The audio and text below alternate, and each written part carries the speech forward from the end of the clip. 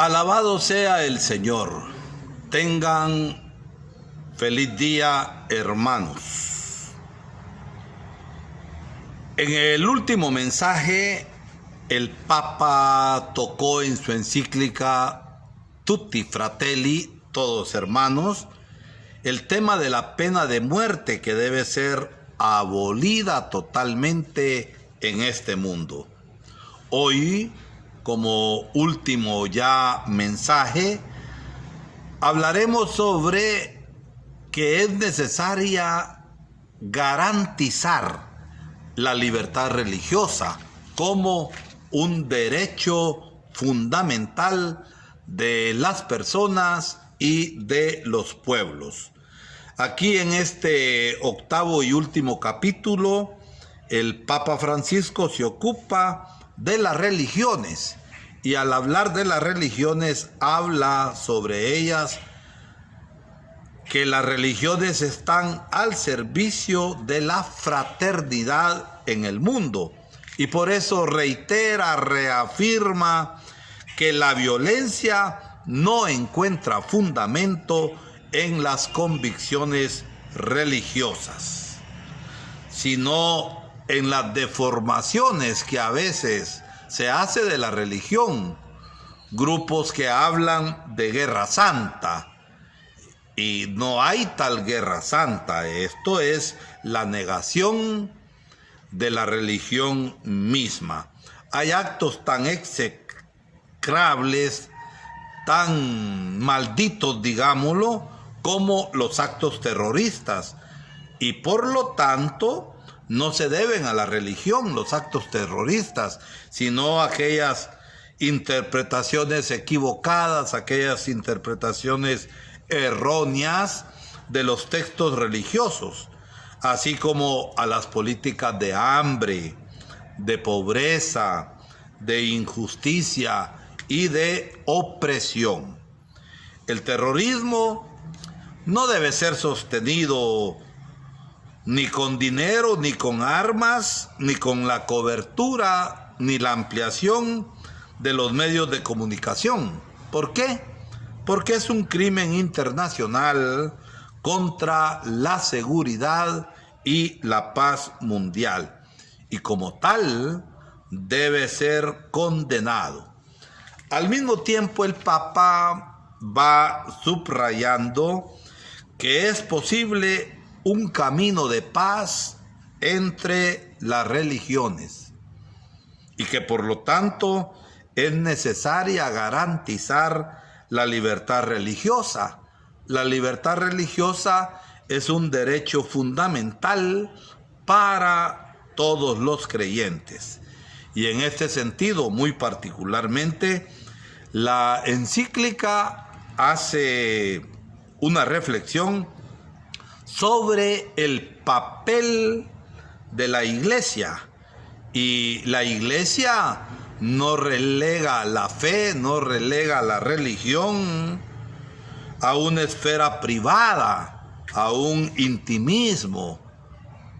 Yo y Dios no es eso, sino que la fe no está al margen de este mundo, no está fuera de la sociedad.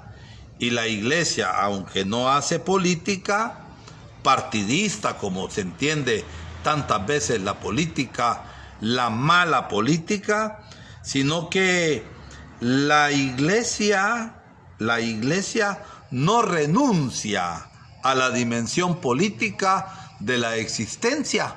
¿Por qué? Porque yo como ciudadano y cualquier hombre tiene una dimensión política en su propia vida. Por eso la atención al bien común y la preocupación por el desarrollo integral, el desarrollo humano integral, concierne a la Iglesia. Y concierne a la Iglesia según los principios del Evangelio. Por último, hace un recuerdo a los líderes religiosos respecto a su papel de auténticos mediadores. mediadores que se dedican a construir la paz. Por eso el Papa, en base a su experiencia personal, cita el documento sobre la fraternidad humana por la paz mundial y la convivencia común, firmado por el mismo Papa el 4 de febrero del 2019 en Abu Dhabi, junto con el gran imán de Al-Azhar, Ahmad Al-Tayeb, líder musulmán. Y de este éxito del diálogo interreligioso, el Papa recoge el llamamiento para que en nombre de la fraternidad humana se adopte el diálogo como camino de colaboración común para la paz mundial. Debe haber una conducta recta y el conocimiento mutuo como método y criterio. Por eso qué horrible y es negar la fe, las discusiones religiosas que se ponen a atacar a los demás pensando que solo ellos son el camino de la verdad y el camino de la salvación. Es querer reducir el corazón de Dios. Y en este sentido, terminando ya, el Papa cita a algunos hermanos en el mundo, por ejemplo, Martin Luther King, Desmond Tutu, Mahatma Gandhi, que no son católicos, y sobre todo en la iglesia cita al beato Carlos de Foucault. Carlos de Foucault, un gran convertido de una juventud desordenada, con afanes militaristas, pero que se convirtió en modelo para todos de lo que significa identificarse con los últimos para convertirse en el hermano universal. Carlos de Foucault, una vez convertido, se fue a los desiertos del Sahara y ahí, viviendo en la soledad, estuvo al contacto con gente no católica, con gente musulmán, y fue el hermano universal, aunque después fue asesinado y fue martirizado. Las últimas líneas del documento Tutti Fratelli están confiadas a dos oraciones, una al Creador y la otra oración cristiana ecuménica, es decir, en relación con hermanos de otra fe. ¿Para qué?